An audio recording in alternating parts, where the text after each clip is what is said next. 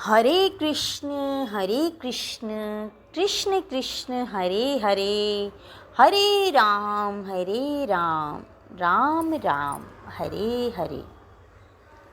अध्याय 1। कुरुक्षेत्र के युद्ध स्थल में सैन्य निरीक्षण। धृतराष्ट्र ने कहा, हे संजय, धर्मभूमि कुरुक्षेत्र में युद्ध की इच्छा से एकत्र हुए मेरे तथा पांडु के पुत्रों ने क्या किया। तात्पर्य है, भगवत गीता एक बहुपठित आस्तिक विज्ञान है जो गीता महात्म्य में सार रूप में दिया हुआ है।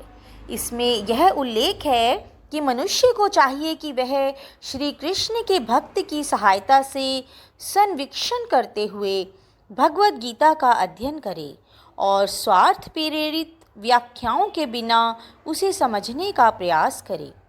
अर्जुन ने जिस प्रकार से साक्षात भगवान कृष्ण से गीता सुनी और उसका उपदेश ग्रहण किया, इसी प्रकार की स्पष्ट अनुभूति का उदाहरण भगवत गीता में ही है।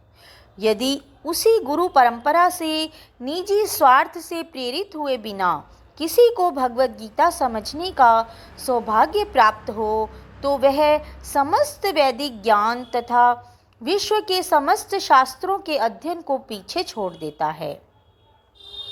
पाठक को भगवत गीता में न केवल अन्य शास्त्रों की सारी बातें मिलेंगी, अपितु ऐसी बातें भी मिलेंगी जो अन्यत्र कहीं उपलब्ध नहीं हैं।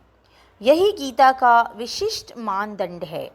स्वयं भगवान श्री कृष्ण द्वारा साक्षात उच्चरित होने के कारण यह पूर्ण आस्तिक विज्ञान है। महाभारत में वर्णित धृतराष्ट्र तथा संजय की वार्ताएं इस महान दर्शन के मूल सिद्धांत का कार्य करती हैं। माना जाता है कि इस दर्शन की प्रस्तुति कुरुक्षेत्र के युद्ध स्थल में हुई, जो वैदिक युग से पवित्र तीर्थ स्थल रहा है। इसका प्रवचन भगवान द्वारा मानव जाति के पथ प्रदर्शन हेतु तब किया गया जब वे इस लोक में स्वयं उपस्थित थे। धर्म क्षेत्र शब्द सार्थक है क्योंकि कुरुक्षेत्र के युद्ध स्थल में अर्जुन के पक्ष में श्री भगवान स्वयं उपस्थित थे।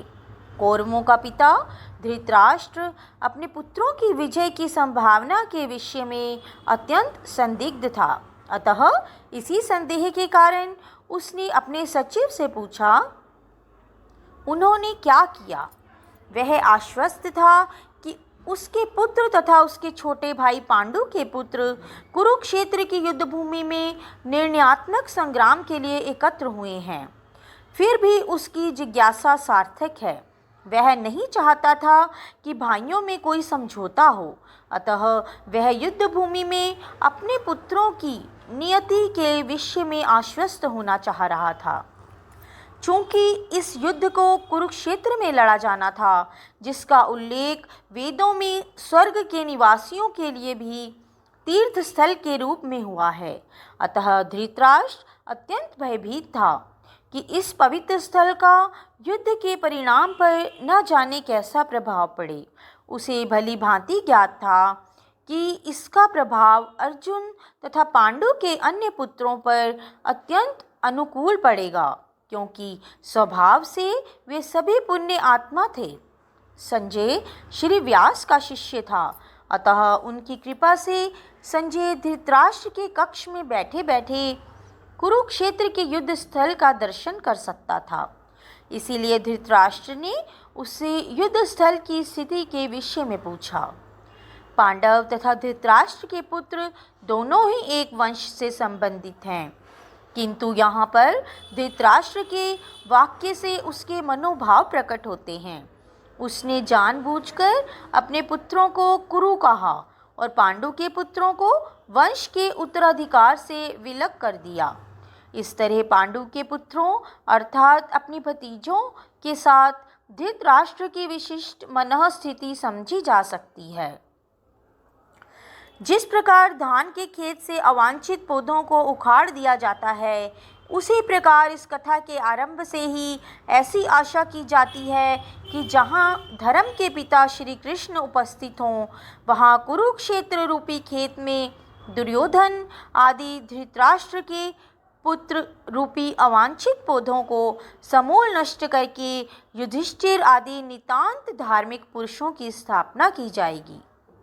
यहाँ धर्म क्षेत्रे तथा कुरुक्षेत्रे शब्दों की उनकी ऐतिहासिक तथा वैदिक महत्ता के अतिरिक्त यही सार्थकता है।